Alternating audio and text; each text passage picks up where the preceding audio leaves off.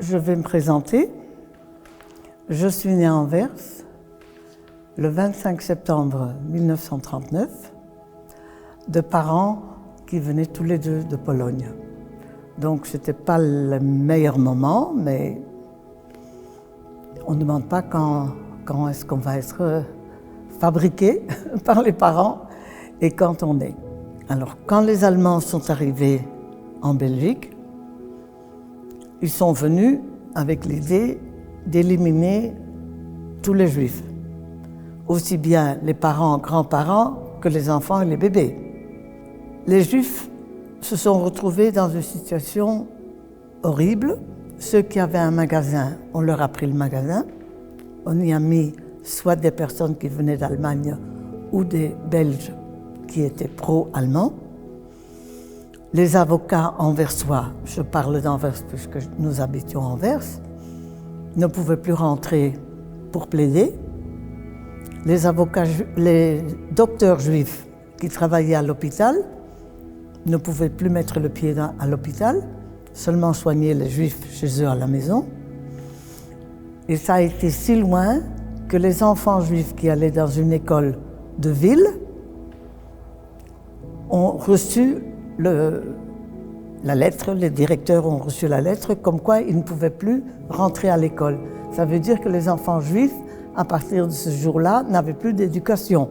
Et ils ont reçu des lettres comme quoi des Allemands, comme quoi ils devaient aller travailler pour eux, se présenter à Dossin, à Malines, à la caserne. Et quand les premiers trains sont partis, on a entendu parler des gens comme quoi, pas seulement des personnes qui sont capables de travailler ont été mis dans les trains, mais aussi des bébés de quelques semaines et des vieillards. Et naturellement, les Juifs ont commencé à réfléchir, à se dire, bon, travailler, mais qu'est-ce qu'un bébé peut travailler, qu'est-ce qu'un vieillard peut faire? À l'époque, on ne savait absolument pas ce que nous savons aujourd'hui. Maintenant, aujourd'hui, nous savons qu'il y a plus de 25 000 Juifs qui ont été transportés de Malines dans 27 convois vers Auschwitz, dont il y avait 5 000 enfants. Des enfants, il n'y a personne qui est revenu. Et des 15 000 autres, il y a 1200 personnes qui sont revenues. Nous, on a été avertis après que la première razzia a eu lieu à Anvers, de partir d'Anvers. On a reçu une adresse à Hemixem. Et à Hemixem, c'était un café-pension. Donc, en bas, il y avait les hommes qui venaient parler, boire. Et il y avait aussi des chambres. Nous avons reçu une chambre pour les 3 enfants, les 2 frères et moi, et une autre chambre pour mes parents. J'avais 2 ans et demi à l'époque, et pour ma chance, exception, j'étais blonde. Mes 2 frères avaient des cheveux noirs, moi j'étais blonde.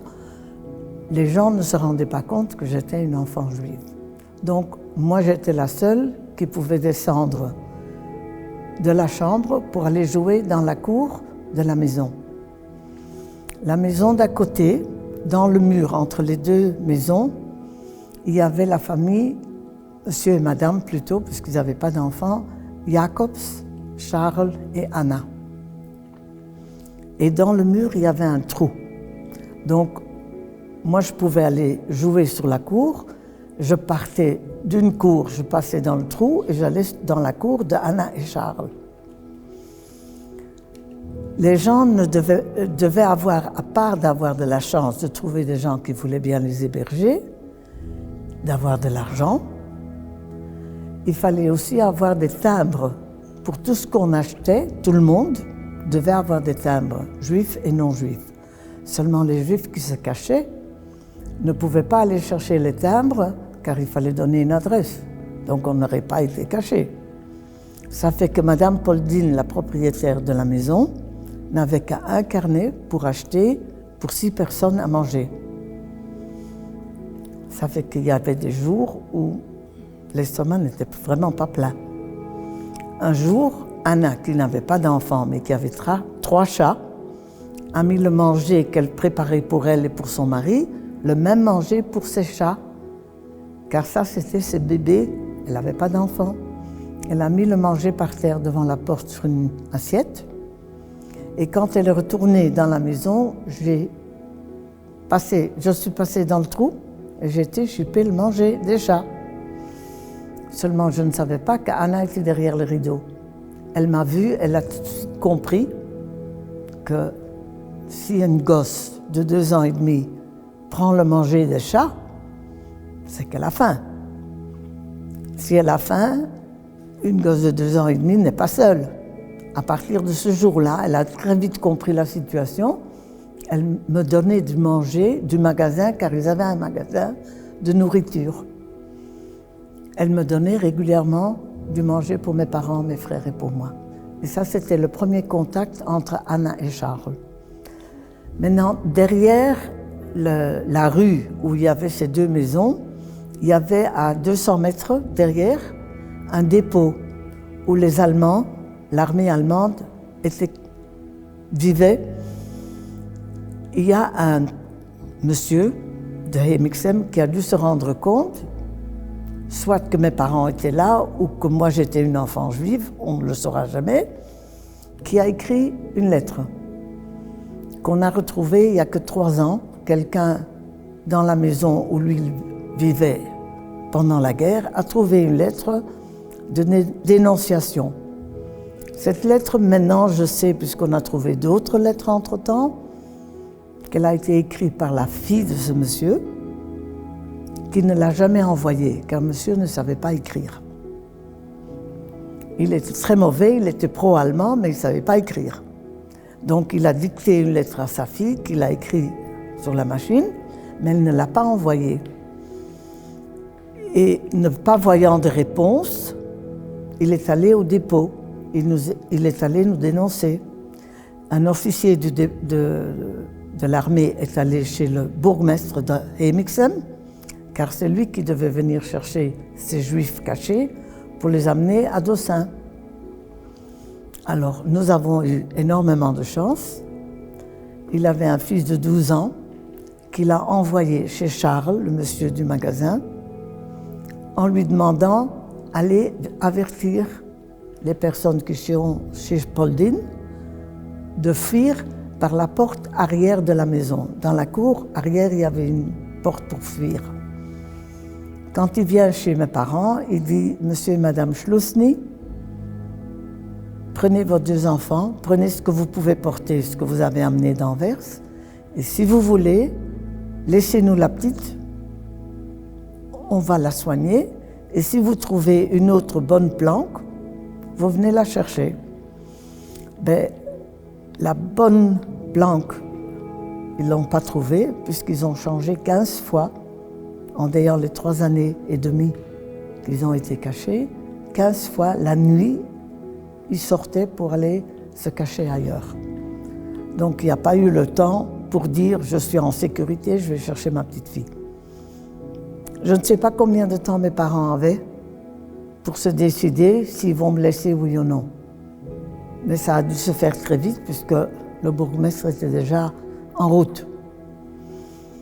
Je suis restée chez Anna et Charles et je suis devenue une petite fille très heureuse. Pourquoi très heureuse? J'avais une chambre à coucher pour moi tout seul. Je n'ai plus jamais eu faim puisqu'on vendait la nourriture et j'avais autant d'amour que je ne voulais. Ils m'ont aimée plus que si j'avais été leur propre enfant. À ce moment-là, Charles a écrit un petit mot à mes parents qui se trouvaient, quand la guerre était finie, à Anvers. Vous pouvez me dire comment est-ce que Charles savait? C'est la question que je me suis posée pendant des années, puisque je témoigne déjà plus de 20 ans, et que je me posais la question, comment est-ce qu'il a trouvé l'adresse de mes parents? Ben Charles, les 15 adresses où mes parents se sont cachés, il leur amenait à manger régulièrement, car il était dans la résistance. Mais ça, je ne le sais que depuis quelques mois. Lui n'en a jamais parlé, et c'était toujours un point d'interrogation. Maintenant, le point d'interrogation est parti. Donc je suppose, à cause qu'il était dans la résistance, il savait exactement où aller rechercher mes parents pour leur apporter à manger. Quand la porte s'est ouverte chez Anna et Charles, le jour qu'on est venu me chercher, j'ai dit « Bonjour madame », car je n'ai pas reconnu maman. À cet âge-là, si on ne voit pas les parents pendant 3 ans et demi, on ne les reconnaît pas. Et Charles m'a dit « C'est maman et tu vas aller maintenant avec elle à la maison ». À la maison, mais je suis à la maison. Quand je n'avais pas encore 6 ans, je me sentais à la maison chez Anna et Charles, même que je ne les ai jamais appelés autre chose que par leur nom. Heureusement, maman demande comment est-ce que je pourrais jamais refaire quelque chose pour vous, pas pour payer, mais pour montrer ma reconnaissance pour ce que vous avez fait. Et la seule chose que Anna et Charles ont demandé, c'est ne prenez pas la petite complètement de chez nous. Et maman a donné sa parole que je reviendrai chaque vendredi quand l'école était finie à Hemixem chez Anna et Charles jusqu'à dimanche. Et je suis partie avec maman en bus à la maison. Et c'est à ce moment-là, probablement, je ne me rappelle pas, qu'elle a dû me raconter qu'elle était juive, donc son enfant était juif.